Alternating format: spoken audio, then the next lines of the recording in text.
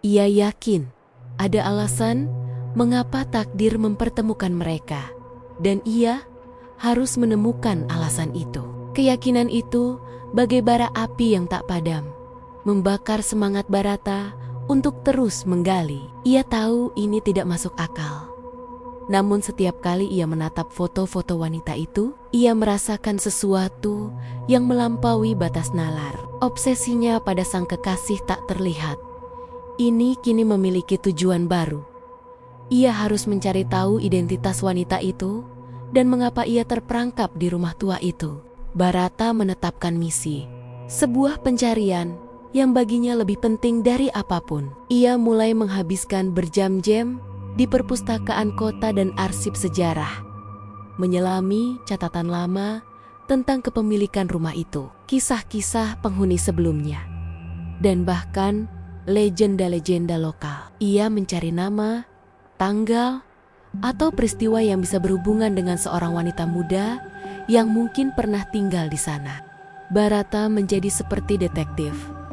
Setiap potongan informasi kecil adalah petunjuk berharga. Ia menemukan beberapa nama, beberapa tragedi, namun belum ada yang benar-benar cocok dengan keanggunan melankolis yang ia lihat di fotonya.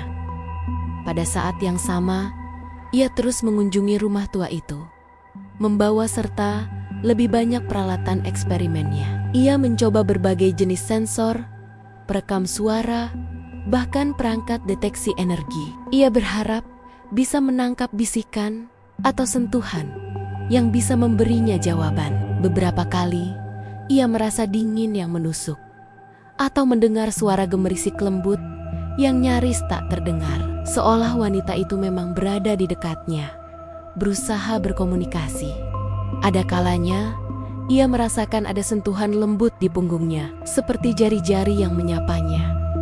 Dan saat ia menoleh, tidak ada siapa-siapa. Perasaan itu bercampur aduk antara ketakutan dan kebahagiaan yang mendalam. Namun, pencariannya tidak mudah.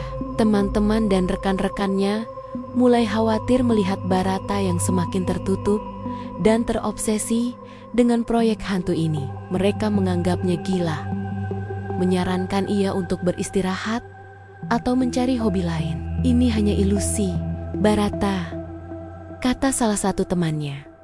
Kamu terlalu banyak bekerja. Keraguan dari orang-orang terdekat menjadi rintangan emosional baginya.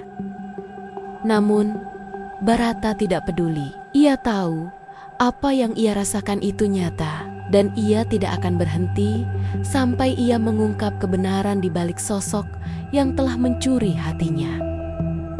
Keyakinan itu membawa Bharata ke sebuah metode yang lebih berani. Kali ini, ia membawa proyektor dan beberapa foto bayangan wanita itu ke rumah tua. Ia berencana untuk memproyeksikan gambar-gambar itu ke dinding yang sama, berharap entah bagaimana ini bisa menciptakan sebuah jembatan atau resonansi yang lebih kuat. Ia ingin wanita itu tahu bahwa ia ada di sana, mencarinya.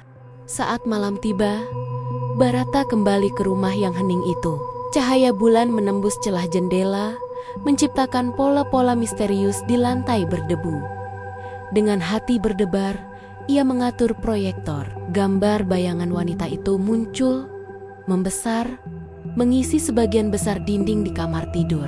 Untuk sesaat, Bharata merasa seperti wanita itu benar-benar ada di sana, menatapnya. Ia mulai berbicara, menceritakan tentang perasaannya, tentang obsesinya, tentang keinginannya untuk memahami. Ia bahkan memutar musik klasik yang ia bayangkan mungkin disukai wanita itu. Keheningan malam dipecahkan oleh suara-suara yang lebih jelas dari sebelumnya. Bharata merasakan hembusan angin dingin yang berputar di sekelilingnya.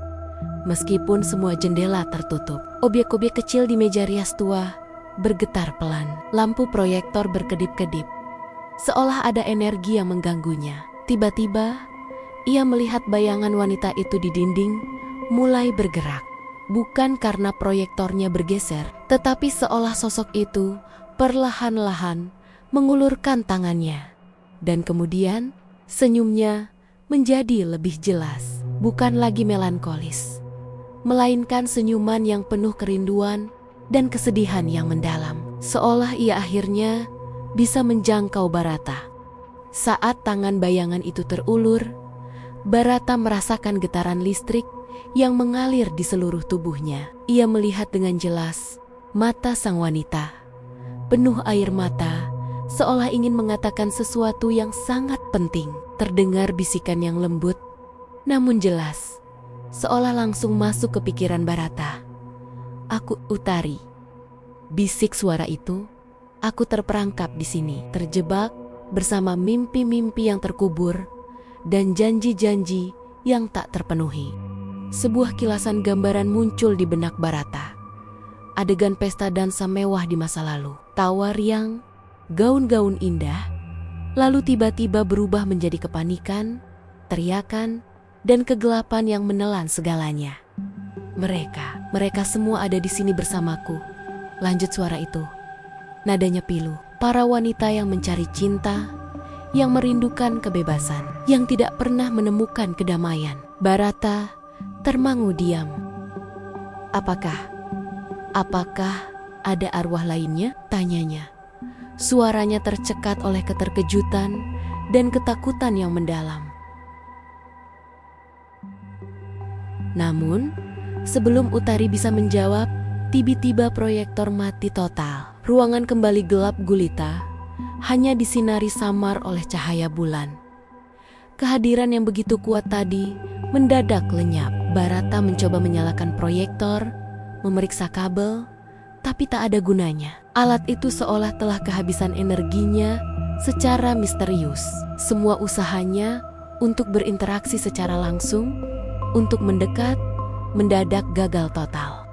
Ia kembali sendirian, hanya dengan rasa rindu yang semakin mendalam, dan kini kebingungan yang tak terhingga. Bagaimana ia bisa mendekati kekasih yang terus-menerus luput dari genggamannya? Apalagi yang harus ia coba setelah mendengar kebenaran yang begitu mengerikan itu?